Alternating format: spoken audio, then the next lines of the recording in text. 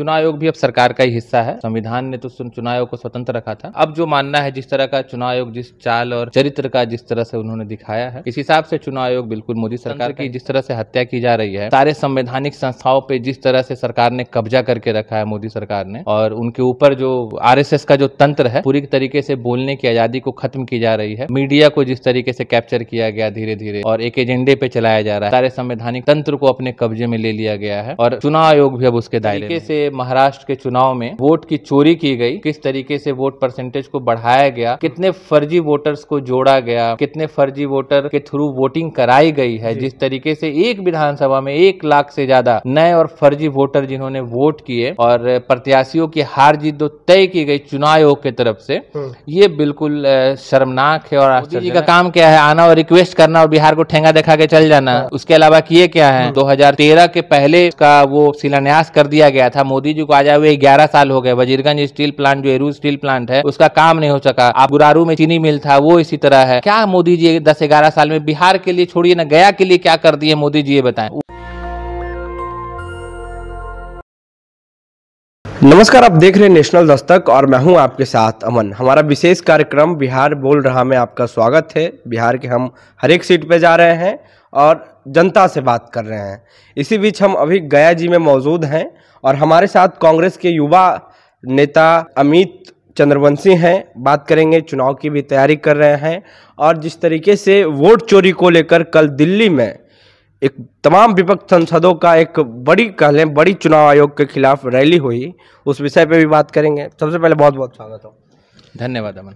कैसे देख रहे हैं, बिहार में चुनाव है, उससे पहले ही SIR हो रहा? हाँ बिल्कुल, जैसा कि देखिए, कल जिस तरह से संसद के बाहर हमारे माननीय जो हमारे न्याय योद्धा हैं राहुल गांधी जी, उनके नेतृत्व में जो पूरे महागठबंधन और इंडिया अलायंस के साथियों ने जो जोरदार कल प्रदर्शन किया है, उससे बिल्कुल मोदी सरकार सख्ते में है जी। और चुनाव आयोग भी अब सरकार का ही हिस्सा है। ऐसा संविधान ने तो चुनाव आयोग को स्वतंत्र रखा था, लेकिन अब जो मानना है, जिस तरह का चुनाव आयोग जिस चाल और चरित्र का जिस तरह से उन्होंने दिखाया है, इस हिसाब से चुनाव आयोग बिल्कुल मोदी सरकार का हिस्सा है। तो मैं उन्हें भी मोदी सरकार में इंक्लूड करके मान के चल रहा हूं।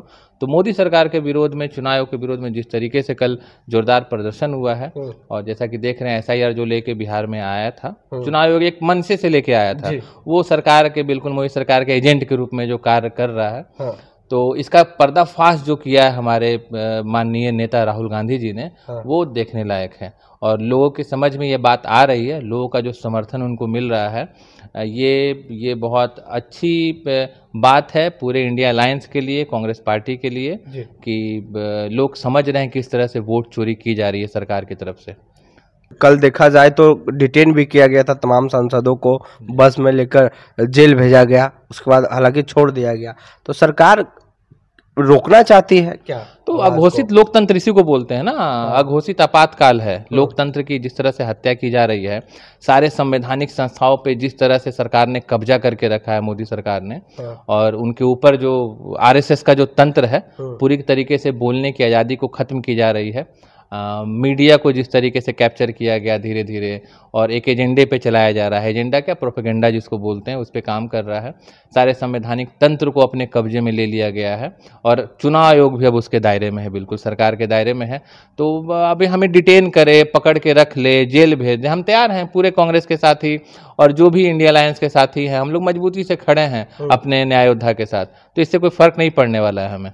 अच्छा, बिहार में चुनाव है, राहुल गांधी वोट चोरी के आरोप से बिहार आ रहे हैं 15 दिनों के लिए, कैसे इसको देख रहे हैं?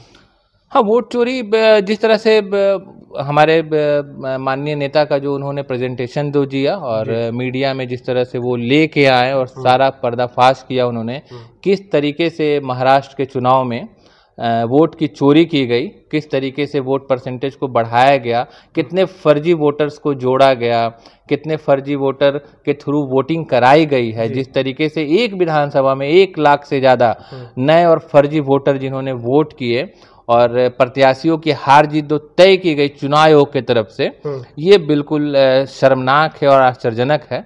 अब हमारे न्याय योद्धा ने इस पूरे मुद्दे को देश के सामने रखा है। रखा है और वो इसी को लेकर वोट अधिकार यात्रा बिहार में लेके आ रहे हैं। उनका स्वागत है और हम सभी बिहार के लोग, बिहार का अति पिछड़ा समुदाय खास करके और जो दलित बहुजन लोग हैं जिन पे चुनाव आयोग जो ये प्रहार है उन पे प्रहार है।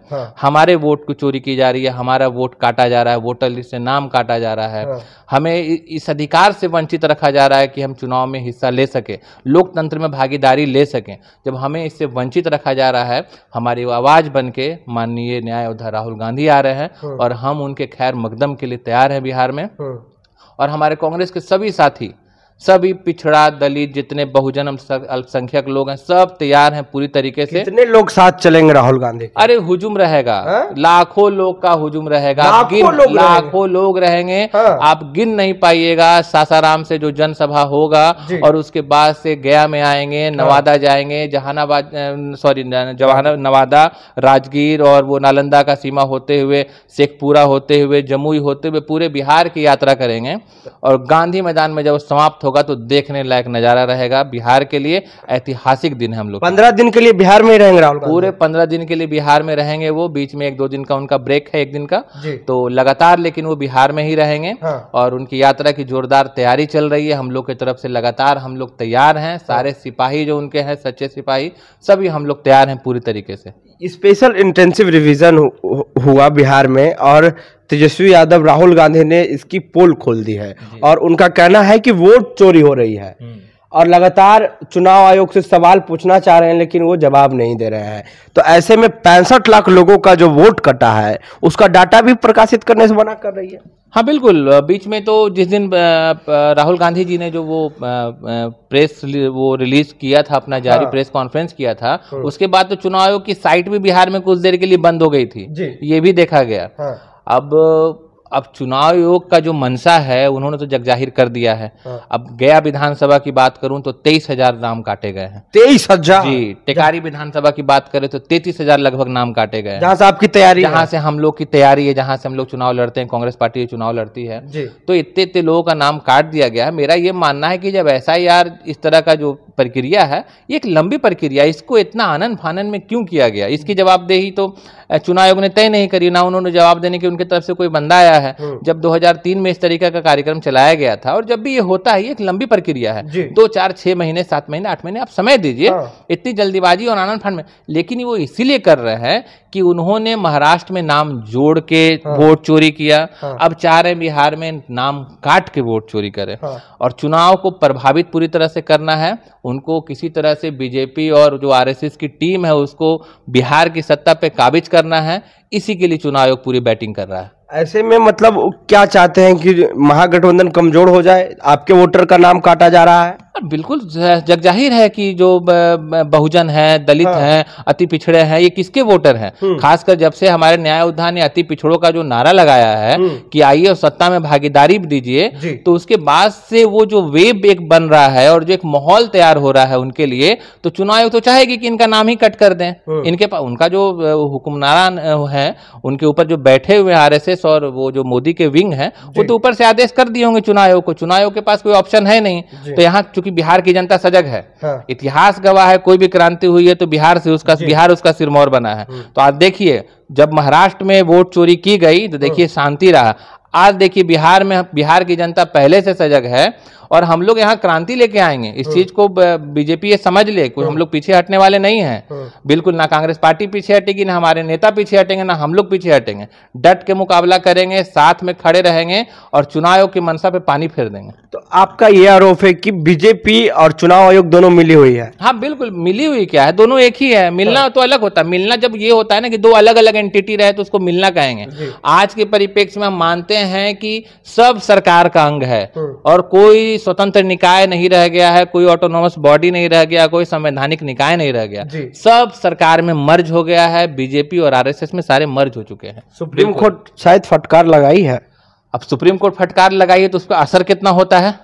असर ये तो देखना चाहिए कि सुप्रीम कोर्ट के फटकार लगाने का असर क्या हो रहा है। सुप्रीम कोर्ट ने तो बोला था कि भाई आप जो SIR लेके आ रहे हैं उसमें आप आधार कार्ड को शामिल कीजिए, राशन कार्ड को शामिल कीजिए। तो ये तो शामिल नहीं कर रही है चुनाव आयोग, क्योंकि मनमानी रवैया है उनका, वो तो नहीं लेके आएंगे। अब बताइए बिहारियों के पास क्या साक्षरता दर है, कितने लोग मैट्रिक का सर्टिफिकेट प्रोड्यूस कर पाएंगे।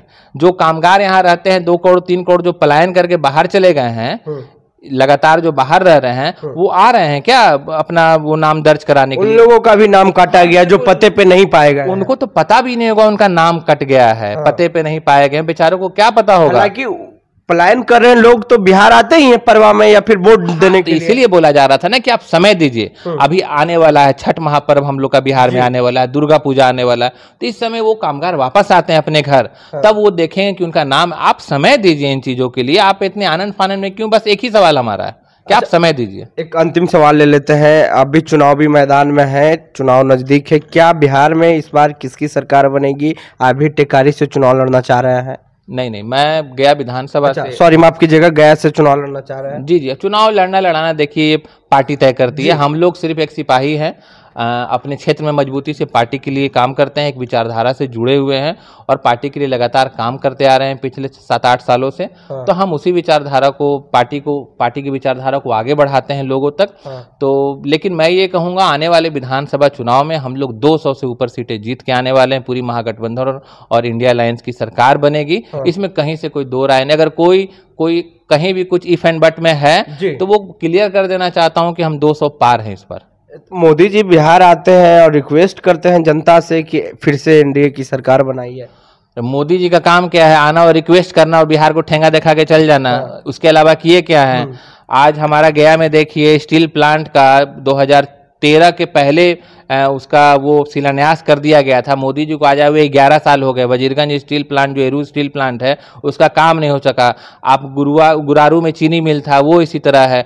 क्या मोदी जी 10-11 साल में बिहार के लिए छोड़िए ना, गया के लिए क्या कर दिए मोदी जी ये बताएं। सिर्फ एक ना चुनावी लॉलीपॉप, वो आए थे पिछले बार भी, कितना 1000 करोड़ दें, कितना 1000 करोड़ दें, 1.25 लाख करोड़ दे के चले गए। वो 1.25 लाख करोड़ कहाँ खा पका गए, सब बैठ गए खुद ही। तो ये बोलना और ये सब चुनाव में चलता है। अभी देखिए महागठबंधन और पूरा जो हम लोग साथ हैं, जो योजनाएं लेके आ रहे हैं, हमारे दबाव में आके सरकार ने देखिए, हम लोग बोले कि हम लोग 25 तो हर अपनी महिला और बहनों को देंगे जब हमारी सरकार बनेगी, तो सरकार देखिए दबाव में आके 400 रुपए से बढ़ा के 1100 रुपए उसको कर दी।